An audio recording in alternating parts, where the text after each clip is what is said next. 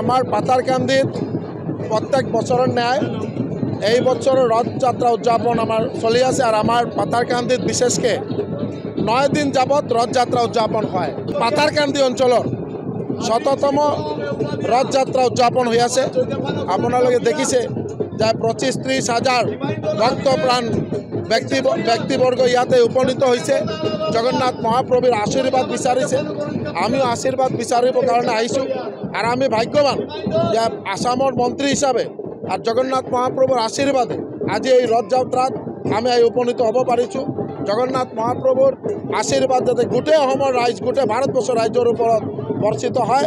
देखकर तो बहुत अच्छा लग रहा है। पहले ये रथ इतना बड़ा नहीं था पहले, तो अभी देखकर बहुत ही अच्छा लग रहा है। हम लोगों का कल्चर इतना बड़ा करके ये लोग कर रहे हैं, तो आज बहुत ही अच्छा लग रहा है।